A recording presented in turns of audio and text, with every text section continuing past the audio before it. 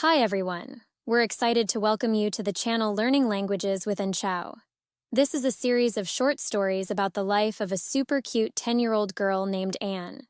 We hope you'll learn many interesting things about English through these fun stories about Anne's school, friends, family, hobbies, and dreams.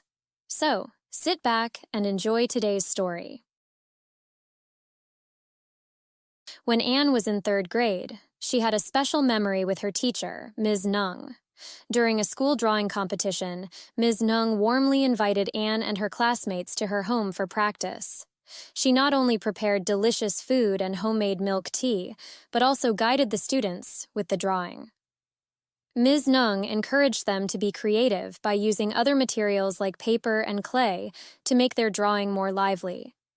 With her gentle guidance, Anne and her friends learned new techniques and enjoyed fun moments together. That was such a great memory for them all. Let's listen to the story again. On the screen, you'll see today's story with some blanks. Your challenge is to listen carefully and fill in the blanks correctly. When Anne was in 3rd grade, she had a special memory with her teacher, Ms. Nhung. During a school drawing competition, Ms. Nhung warmly invited Anne and her classmates to her home for practice. She not only prepared delicious food and homemade milk tea, but also guided the students with the drawing. Ms. Nhung encouraged them to be creative by using other materials like paper and clay to make their drawing more lively. With her gentle guidance, Anne and her friends learned new techniques and enjoyed fun moments together. That was such a great memory for them all.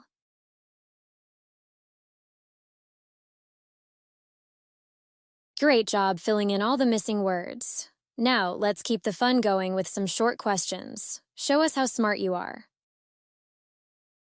Who is the teacher that Anne had a special memory with? What grade was Anne in at that time? Where did Ms. Nhung invite Anne and her classmates to? What did Ms. Nhung do for Anne and her classmates? What did Anne learn with Ms. Nhung's gentle guidance?